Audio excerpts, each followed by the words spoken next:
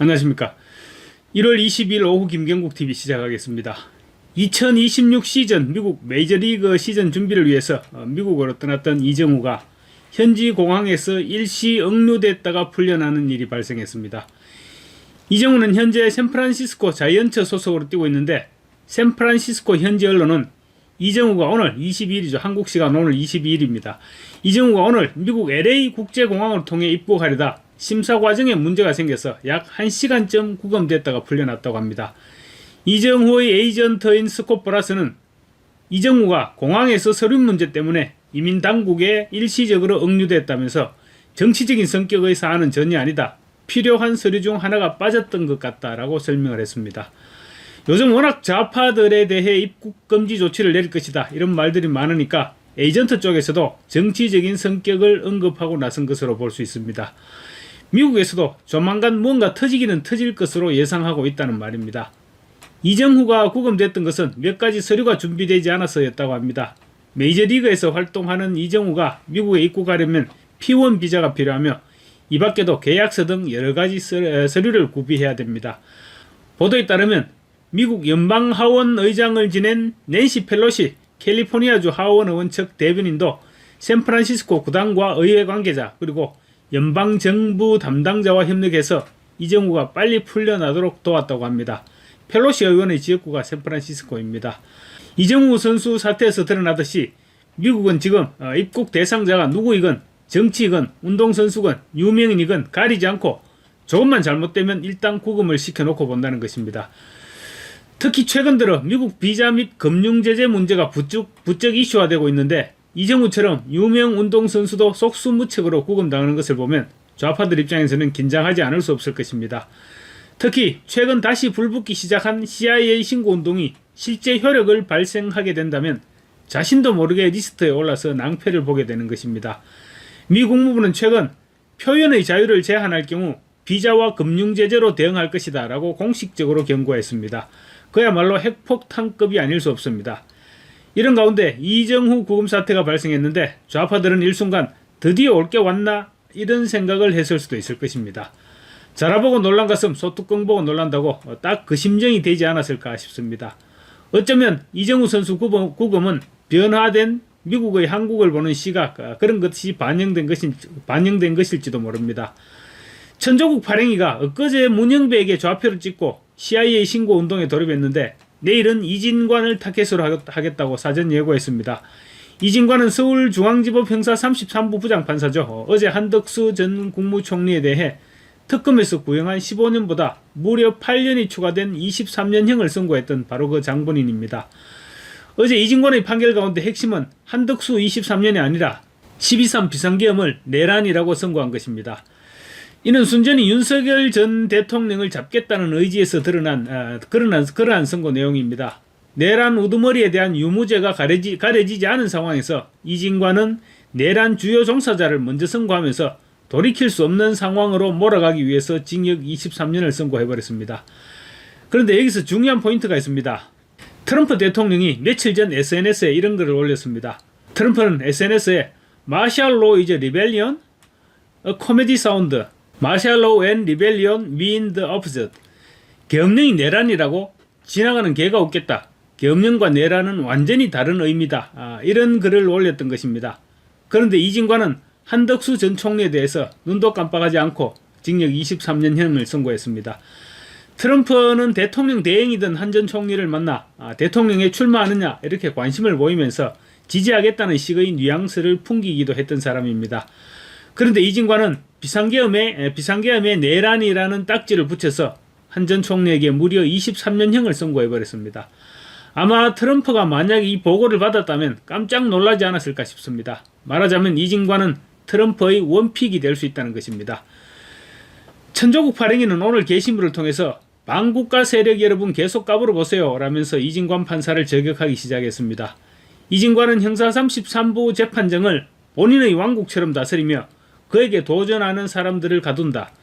2026년 1월 21일 그는 2024년 12월 계엄령 선포 중 중요 내란 임무 참여로 한덕수 전 총리에게 23년형을 때렸습니다.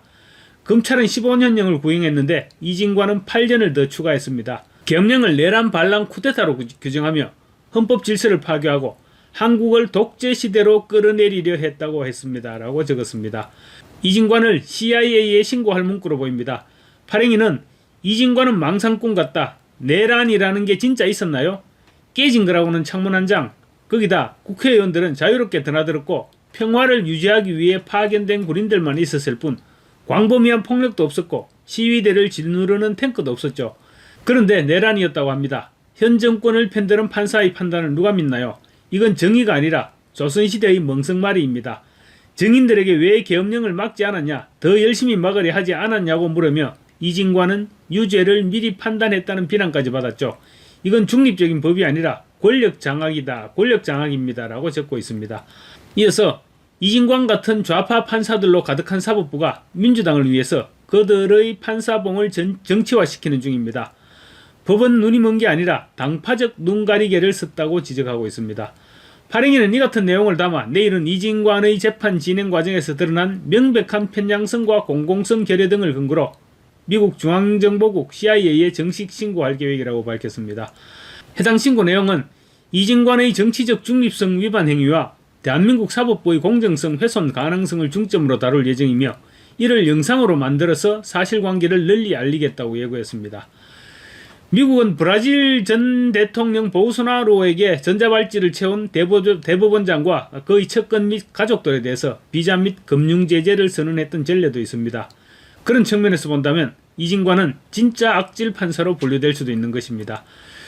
천조국 발행인은 또 루비오 미 국무장관이 최근 표현의 자유 제한과 관련해서 비자나 금융 제재로 대응할 수 있다고 공식 발표한 것과 관련해서 저렇게 강력하게 입장을 표명한 것을 보면 아마 곧 발표가 나올 것이라는 전망을 내놓기도 했습니다. 미국 정부가 표현의 자유를 억압하는 한국의 반미 친중 성향의 정치인들과 판사들 그리고 그들의 자녀들에게 미국 입국 금지와 제재를 내릴 수 있으니까 지금부터 차곡차곡 명단을 준비하자고 제안하기도 했습니다. 한국도 민주당 의원들이 표현의 자유를 억누르기 위한 방송통신망법을 밀어붙이고 있는데 그러자 갑자기 미국 국무부가 움직이기 시작한 것도 사실입니다.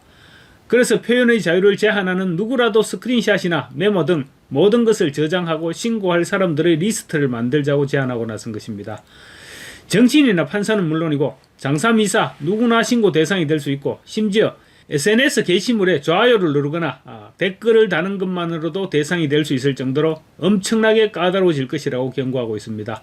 실제로 미국 입국을 거부당한 외국인들의 사례를 보면 SNS 활동 때문에 제동이 걸리는 경우가 심심찮게 드러나고 있습니다. 이와 관련 미국에서 반 이재명 활동을 하고 있는 전한길 씨가 인터넷에 자유파출소를 만들어 종북 좌파들을 척결하고 반미주의자들을 신고해서 미국에 입국하지 못하도록 하고 그 자녀들 가운데 미국에 유학 중인 자녀들을 색출해서 기관에 신고하겠다는 운동을 하겠다고 밝히고 있습니다. 전한길 씨는 지금 미국에 체류 중인데 귀국을 생각하고 있다가 조금 더 미국에서 활동을 하고 난 이후에 들어가겠다고 밝히고 있습니다. 국익을 위한 것이니까 경찰도 기다려줄 것으로 믿는다라고도 말했습니다.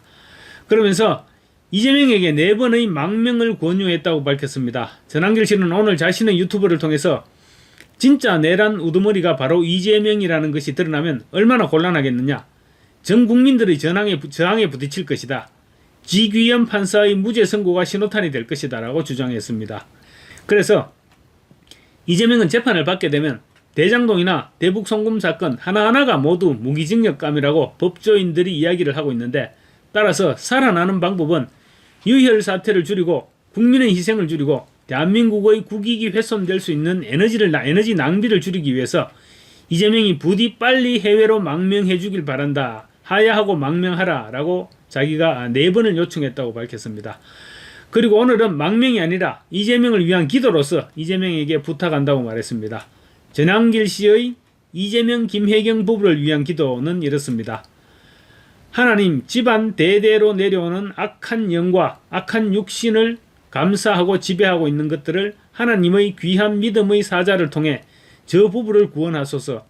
만약 안 되면 하나님께서 직접 심판해 주십시오.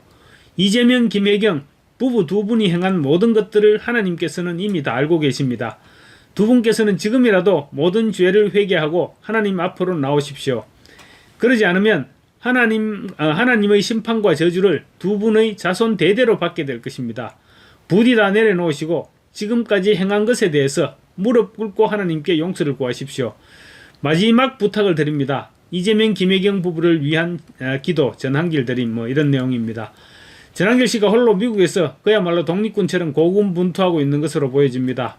모두가 맡은 자리에서 각자의 역할을 하다 보면 그날이 다가오지 않을까 싶습니다. 감사합니다.